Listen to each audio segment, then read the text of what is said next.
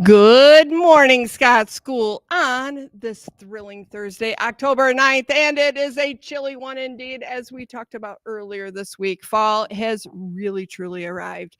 So if you did not wear a sweatshirt or a sweater or something to cover up with today, please start doing that. Bring a jacket, bring a sweatshirt, something in the morning. It is a bit brisk, and we will have morning recess, and so you will go outside unless inclement weather like rain rolls in. So we want to make sure that you stay warm. And then in the afternoon, if it warms up, great, you can peel it off if you have a t-shirt underneath. So just be prepared for that weather.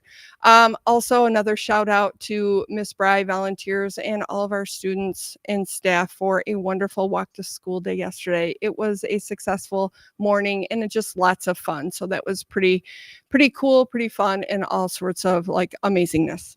And lastly, before I pass the mic on, Halloween is coming up. And if you and your family observe that holiday and you participate in dressing up and you're on the prowl for costume searching, remember, costumes must be school safe and appropriate. You may wear your costume to school, but it must be a simple costume. Simple means you are able to wear it to school and still function as a student. It means you're able to sit in class and you are able to have other people sit next to you. So it's not so large that they can't, or it's not so large that you cannot get on the bus, or you can't have people sit by you on the bus. And you can also participate in things like PE and recess and the such. So that's simple.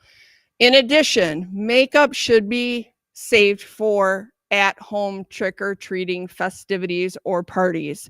Makeup, if it's simple makeup, that's one thing, but gory makeup shouldn't be here. We want it to be safe and friendly at school, but we also don't want smeared makeup not only on your face, but it starts to itch and then it can get on your costume. And if you're wearing this costume for another event, now you've got makeup on it and it can spoil your costume. So please leave makeup for your at-home festivities. And then in addition, it needs to meet our dress code. So it needs to be school appropriate. It needs to be positive, good vibes only, friends, right? We want it to be friendly and positive.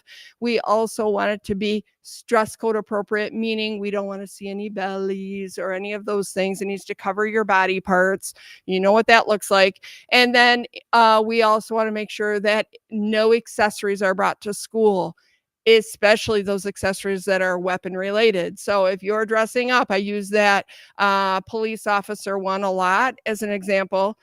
Cool. We love local heroes. Being a police officer is very admirable, but we cannot have you bringing accessories that a police officer might have on them in the real world, because even if they are a toy, they could look like a real weapon, for example. So those have to stay at home. They cannot come to school. No weapons and no other accessories. We don't want them to be broken or stolen or a distraction to the learning environment. So no accessories at school and no weapons whatsoever. So I think that pretty much covers it. You know what to do.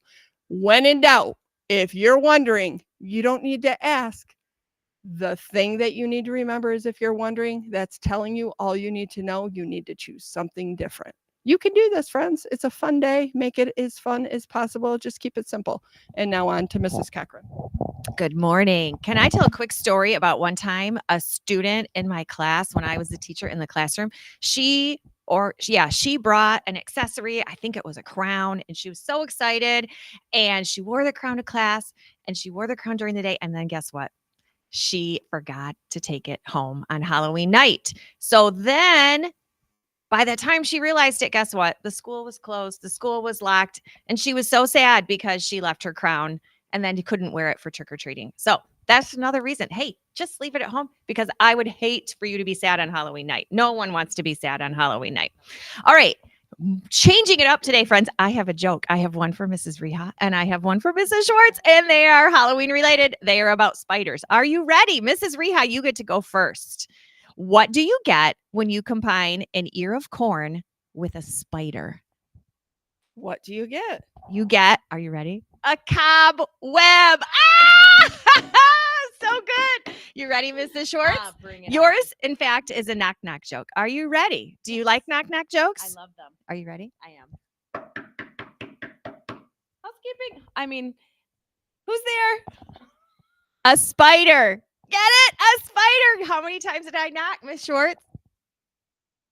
8. That's right, because they have 8 legs. So funny. All right. I hope you have a great day, and I hope I made you laugh this morning. On to Mrs. Schwartz. Yay, friends! We've got some Panther Pride winners this morning. From Mrs. Crumb's class, we have Josie, Mika from Miss Oberman's class, Sully from Mrs. Toast's class, Lark from Mrs. Cass's class, Olivia P. from Miss Kalonic's class, Rowan S. from Miss Carr's class, Blake from Miss Van Cura's class. From Miss Flegel's class, we have Chance and Easton, Layla from Miss Stenning's class, Ben from Miss Sovey's class, Reagan from Mr. Whitfield's class, and from Miss Younker's class, we have Ryan, Sylvia, Poppy O, Poppy T, and Bowie. Congratulations, my friends. We are so excited to celebrate you at the end of this month. Keep up all those bucket filling behaviors. Now let's stand for the pledge. I pledge allegiance to the flag of the United States of America and to the republic for which it stands, one nation, under God, indivisible, with liberty and justice for all. Have a thankful Thursday, Scott School.